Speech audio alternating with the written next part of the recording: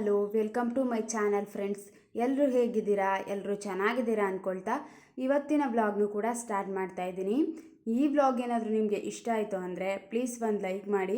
ಇವತ್ತು ಮನೆ ಸಾಮಾನೆಲ್ಲ ಖಾಲಿ ಆಗಿಬಿಟ್ಟಿತ್ತು, ಸ್ವಲ್ಪ ಗ್ರಾಸರಿ ಎಲ್ಲ ತಗೊಬರೋಣ ಅಂದ್ಬಿಟ್ಟು ಎಲ್ಲನೂ ಲಿಸ್ಟ್ ಮಾಡಿ ಇಡ್ತಾ ಇದ್ದೀನಿ. ಇದು ಸಂಜೆ ಟೈಮು, ನನ್ನ ಹಸ್ಬೆಂಡು ಕೆಲಸ ಮುಗಿಸ್ಕೊಂಡು ಬರ್ತಾರೆ. ಅವರು ಬರುವಷ್ಟರಲ್ಲಿ ಎಲ್ಲನೂ ಲಿಸ್ಟ್ ಮಾಡಿ ಇಟ್ಕೊಬಿಟ್ರೆ ಈಸಿ ಆಗುತ್ತೆ, ಬೇಗ ಬೇಗ ಹೋಗ್ಬಿಟ್ಟು ತಗೊಬಂದ್ಬಿಡೋಣ ಅಂದ್ಬಿಟ್ಟು ಎಲ್ಲನೂ ಬರೆದು ಇಟ್ಕೋತಾ ಇದ್ದೀನಿ. ಅಂದರೆ ಒಂದು ಮಿಡಲ್ ಕ್ಲಾಸ್ ಫ್ಯಾಮಿಲಿ ಗ್ರಾಸರಿ ಯಾವ ರೀತಿ ತಗೋತಾರೆ, ಯಾವ ರೀತಿ ಪ್ಲ್ಯಾನಿಂಗ್ ಮಾಡಿ ತಗೋತಾರೆ, ಅದೇ ರೀತಿ ನಾನು ಕೂಡ ನನಗೆ ಎಷ್ಟು ಬೇಕೋ ಅಡುಗೆಗೆ ಅದು ನೋಡಿಕೊಂಡು ತಗೋತಾ ಇದ್ದೀನಿ. ಯಾವುದೇ ಬೇಕೋ ಇಂಪಾರ್ಟೆಂಟ್ ಆಗಿರೋದು ಮಾತ್ರ, ಅಂದರೆ ಜಾಸ್ತಿ ಒಂದು 3-4 ತಿಂಗಳಿಗೆ ಆಗಷ್ಟು ಸ್ಟೋರ್ ಮಾಡ್ಕೊಳ್ಳೋದಕ್ಕೆ ಹೋಗೋದಿಲ್ಲ. ಒಂದೊಂದು ತಿಂಗಳಿಗೆ ಎಷ್ಟು ಬೇಕೋ, ಒಂದು ತಿಂಗಳಿಗೆ ಅಂತ ಅಂದರೆ ಅದು 1.5 ತಿಂಗಳು ಬಂದಿರ್ತದೆ ಅಲ್ವಾ. ಅಂದರೆ ಒಂದು ತಿಂಗಳಿಗೆ ತಗೊಳ್ಳೋದಕ್ಕಾಗಲ್ಲ, ಅದಕ್ಕಿಂತ ಸ್ವಲ್ಪ ಜಾಸ್ತಿನೇ ಬರುತ್ತೆ ಅಲ್ವಾ. ಆಮೇಲೆ ತಗೊಬರೋಣ ಬಂದುಬಿಟ್ಟು ಅಂದ್ಬಿಟ್ಟು ಎಷ್ಟು ಬೇಕೋ ಅಷ್ಟನ್ನ ತಗೊಂಡು ಬರ್ತಾ ಇದ್ದೀನಿ. ಇನ್ನು ನಮ್ಮ ಮಂತ್ಲಿ ಗ್ರಾಸರಿ ಎಷ್ಟಾಯಿತು ಇವತ್ತು ಬಿಲ್ಲು ಅಂತ ಅಂದರೆ 3081 ರೂಪಾಯಿ ಏನೋ ಆಗಿತ್ತು. ಅಂದರೆ ಜಾಸ್ತಿ ದುಡ್ಡು ಆಗಿದ್ದು ಅಂತಂದರೆ ಲಿಕ್ವಿಡ್ಗಾಗಿರ್ಬೋದು, ಮತ್ತು ತುಪ್ಪ ನಾವು ಯಾವಾಗಲೂ ಊರಿಂದನೇ ತರ್ತಿದ್ವಿ. ಇವಾಗ ದಸರಾ ರಜಕ್ಕೆ ಇನ್ನೇನು ಊರಿಗೆ ಹೋಗ್ಬೇಕಲ್ಲ, ಅಷ್ಟರಲ್ಲಿ ಮಕ್ಕಳಿಗೆ ಏನಾದರೂ ಅಡುಗೆಗೆಲ್ಲ ಯೂಸ್ ಆಗುತ್ತೆ ಅಂತ ಅಂದ್ಬಿಟ್ಟು ತುಪ್ಪ ತಗೊಂಡ್ವಿ. ತುಪ್ಪ ಮತ್ತು ಲಿಕ್ವಿಡು ಇದೇ ಒಂದು ಸ್ವಲ್ಪ ಜಾಸ್ತಿ ರೇಟ್ ಆಯಿತು ಅನಿಸುತ್ತೆ. ಮತ್ತು ಕಾಳುಗಳು ಇವೆಲ್ಲ ಸ್ವಲ್ಪ ಜಾಸ್ತಿ ಆಗಿದೆ, ಅದಕ್ಕೋಸ್ಕರ 3081 ರೂಪಾಯಿ ಏನೋ ಬಿಲ್ ಆಗಿತ್ತು. ಇನ್ನು ಡಾಬರ್ ಆಮ್ಲ ಆಯಿಲ್ನ ನಾನು ಯೂಸ್ ಮಾಡ್ತೀನಿ ಕೂದಲಿಗೆ, ತುಂಬ ವರ್ಷದಿಂದ ನಾನು ಇದೇ ಯೂಸ್ ಮಾಡೋದು. ಅದನ್ನು ತೊಗೊಂಡೆ. ಸೋಯಾ ಚಂಕ್ಸ್ ತೊಗೊಂಡೆ. ಸೋಯಾ ಚಂಕ್ಸ್ ಅಂತ ಅಂದರೆ ಪ್ರೋಟೀನ್ ಅಂಶ ಜಾಸ್ತಿ ಇರುತ್ತೆ. ಮಕ್ಕಳಿಗೆ, ನನ್ನ ಮಗನಿಗೆ ಸಖತ್ ಇಷ್ಟ.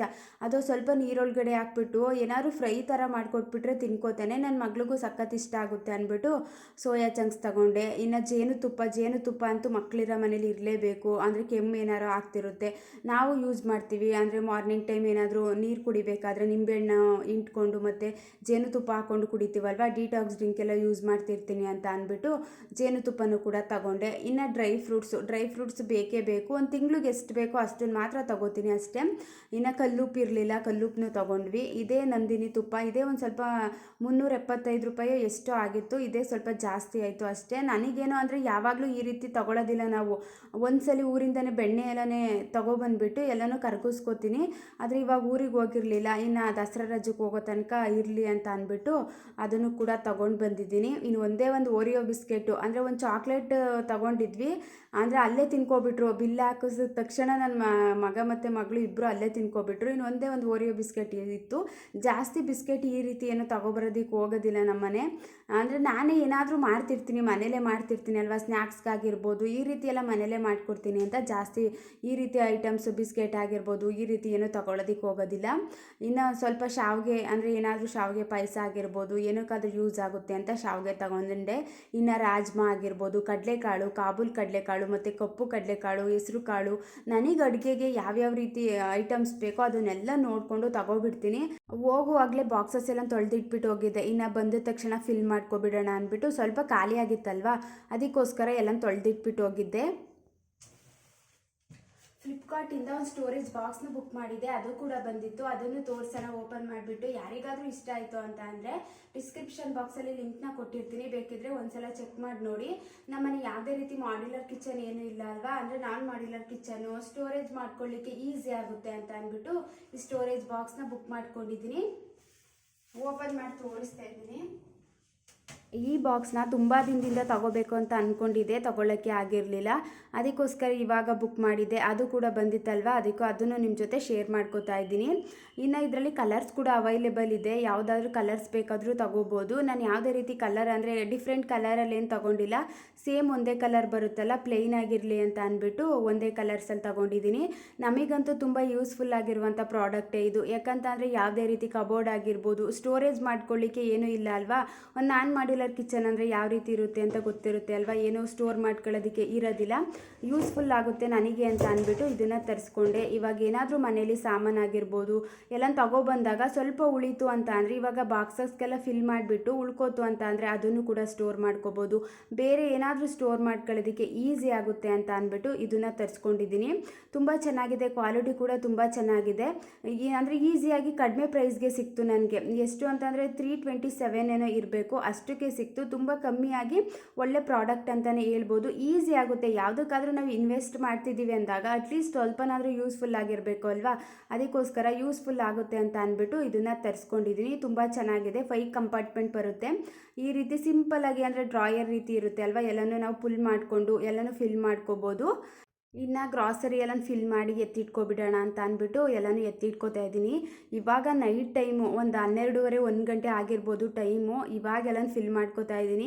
ನಾನು ತುಂಬ ವ್ಲಾಗಲ್ಲೆಲ್ಲ ಶೇರ್ ಮಾಡ್ಕೊಂಡಿದ್ದೀನಿ ಅಲ್ವಾ. ಆದಷ್ಟು ನನ್ನ ಈ ಕೆಲಸ ಆಗಿರ್ಬೋದು, ಕ್ಲೀನಿಂಗ್ ಆಗಿರ್ಬೋದು, ಗ್ರಾಸರಿ ಫಿಲ್ಲಿಂಗ್ ಆಗಿರ್ಬೋದು, ಈ ರೀತಿ ಕೆಲಸ ಎಲ್ಲ ನೈಟ್ ಹೊತ್ತೇ ಮಾಡ್ಕೊಳ್ಳೋದು. ಅಂದರೆ ಮಕ್ಕಳ ಜೊತೆ ಮಾಡಿಕೊಂಡ್ರೆ ಒಂದಕ್ಕಿಂತ 2 ಕೆಲಸ ಅವ್ರನ್ನೂ ನೋಡ್ಕೋಬೇಕು, ಮಧ್ಯೆ ಮಧ್ಯೆ ಈ ಕೆಲಸ ಮಾಡ್ತಿರ್ಬೇಕು. ಅಷ್ಟು ಬೇಗ ಬೇಗ ಮಾಡೋದಕ್ಕಾಗೋದಿಲ್ಲ ಅಂತ ಅಂದ್ಬಿಟ್ಟು ಇನ್ನು ಮಾರ್ನಿಂಗು ಕೂಡ ಬೇಗ ಎದ್ದೇಳಬೇಕಲ್ವಾ.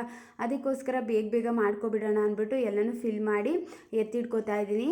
ಈ ಸಲ ಯಾವುದೇ ರೀತಿ ಸ್ಪೈಸಸ್ ಏನು ತೊಗೊಬಂದಿಲ್ಲ ನಾವು ಅಂತ ಅಂದರೆ ಜೀರಿಗೆ ಆಗಿರ್ಬೋದು, ಮೆಣಸು ಆಗಿರ್ಬೋದು, ಲವಂಗ, ಚಕ್ಕೆ ಮತ್ತು ಕಲ್ಲುವು, ಮರಾಠಿ ಮೊಗ್ಗು, ಸ್ಪೈಸಸ್ ಯಾವುದೂ ತೊಗೊಬಂದಿಲ್ಲ. ಅಂದರೆ ತೊಗೊಬಂದಿದ್ರು ಇನ್ನೂ ಒಂದು 2 ತಿಂಗಳಿಗಾಗಷ್ಟು ಜಾಸ್ತಿನೇ ತೊಗೊಬಂದುಬಿಟ್ಟಿದ್ರು ಬರುವಾಗಲೇ ನನ್ನ ಹಸ್ಬೆಂಡು. ಅದೇ ಇತ್ತಲ್ಲ ಮತ್ತೆ ಏನಕ್ಕೆ ತೊಗೊಳ್ಳೋದು, ಎಲ್ಲ ಫುಲ್ ಖಾಲಿ ಆದಮೇಲೆ ಹೊಸ್ದಾಗಿ ತೊಗೊಳ್ಳೋಣ ಅಂದ್ಬಿಟ್ಟು ಅದನ್ನೇನು ತೊಗೊಳೋದಕ್ಕೆ ಹೋಗಿಲ್ಲ. ಬರೀ ಈ ಸಲ ಕಾಳುಗಳಾಗಿರ್ಬೋದು, ಲಿಕ್ವಿಡ್ ಆಗಿರ್ಬೋದು, ಅಂದರೆ ವಿಮ್ ಜೆಲ್ ಆಗಿರ್ಬೋದು, ಈ ರೀತಿ ಡ್ರೈ ಫ್ರೂಟ್ಸ್ ಆಗಿರ್ಬೋದು, ಇದನ್ನು ಮಾತ್ರ ತೊಗೊಬಂದಿದ್ವಿ. ಮತ್ತು ಅಕ್ಕಿನೂ ಏನು ತೊಗೊಬಂದಿಲ್ಲ. ಅಕ್ಕಿ ಇನ್ನೊಂದ್ಸಲ ತೊಗೊಬರೋಣ, ಇನ್ನೂ ಇತ್ತಲ್ವ ಸ್ವಲ್ಪ, ಅದಕ್ಕೋಸ್ಕರ ತೊಗೊಬರೋಣ ಅಂದ್ಬಿಟ್ಟು ಸಪ್ರೇಟಾಗಿ ಅದನ್ನು ತೊಗೊಬರ್ತೀವಿ.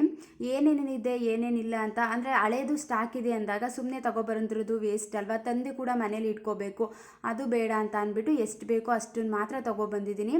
ಇನ್ನು ಬಾದಾಮಿ ಎಲ್ಲ ರಾತ್ರಿ ಹೊತ್ತು ನೆನೆ ಹಾಕ್ಬಿಟ್ಟು ತಿಂತಾ ಇರ್ತೀವಲ್ವ, ಬಾದಾಮಿ ಅದಕ್ಕೋಸ್ಕರ ತೊಗೊಂಡಿದ್ದೀನಿ. ಡ್ರೈ ಫ್ರೂಟ್ಸ್ ಮನೇಲಿದ್ದರೆ ಏನಕ್ಕಾದರೂ ಯೂಸ್ ಮಾಡ್ತಿರ್ತೀವಿ. ಏನಾದರೂ ಸ್ವೀಟ್ ಮಾಡ್ಕೊಳ್ಳೋದಾಗಿರ್ಬೋದು, ಇದಕ್ಕೆಲ್ಲ ಯೂಸ್ ಮಾಡ್ತಿರ್ತೀವಲ್ವ. ಇನ್ನು ರಾಜ್ಮಾ ಆಗಿರ್ಬೋದು, ಕಾಬೂಲ್ ಕಡಲೆ ಆಗಿರ್ಬೋದು, ಕಪ್ಪು ಕಡಲೆಕಾಳಾಗಿರ್ಬೋದು, ಇದೆಲ್ಲ ನೆನೆ ಹಾಕ್ಬಿಟ್ಟು ಏನಾದರೂ ಗ್ರೇವಿ ಥರ ಮಾಡ್ಕೋಬೋದು ಅಂತ ಅಂದ್ಬಿಟ್ಟು ಅದನ್ನು ಕೂಡ ಸ್ವಲ್ಪ ಕ್ವಾಂಟಿಟಿಯಲ್ಲೇ ತೊಗೊಬಂದಿದ್ದೀನಿ.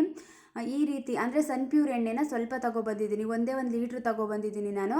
ನಮ್ಮನೇಲಿ ಕೊಬ್ಬರಿ ಎಣ್ಣೆನ ಜಾಸ್ತಿ ಯೂಸ್ ಮಾಡ್ತೀವಿ. ಅಡುಗೆಗೆಲ್ಲ ನಾನು ಕೊಬ್ಬರಿ ಎಣ್ಣೆನೇ ಯೂಸ್ ಮಾಡೋದು. ಫುಲ್ಲು ಡೀಪ್ ಏನಾದರೂ ಫ್ರೈ ಮಾಡಬೇಕು ಅಂದರೆ ಸನ್ಪ್ಯೂರ್ ಎಣ್ಣೆನ ಯೂಸ್ ಮಾಡ್ತೀನಿ. ಫುಲ್ಲು ಕೊಬ್ಬರಿ ಎಣ್ಣೆ ಆಗಿಬಿಟ್ರೆ ನೊರೆ ಥರ ಬಂದುಬಿಡುತ್ತೆ ಅಲ್ವಾ, ಅಷ್ಟು ಒಂಥರ ಚೆನ್ನಾಗಿ ಅನಿಸಲ್ಲ ಬೇಯಿಸ್ಲಿಕ್ಕೆ ಅಂತ ಅಂದ್ಬಿಟ್ಟು ಸನ್ಪ್ಯೂರ್ ಎಣ್ಣೆನ ಡೀಪ್ ಫ್ರೈ ಮಾಡ್ಲಿಕ್ಕೆ ಮಾತ್ರ ಯೂಸ್ ಮಾಡ್ಕೋತೀನಿ. ಇನ್ನು ಬೇರೆದಕ್ಕೆಲ್ಲ ಕೊಬ್ಬರಿ ಎಣ್ಣೆನೇ ಯೂಸ್ ಮಾಡ್ಕೋತೀನಿ.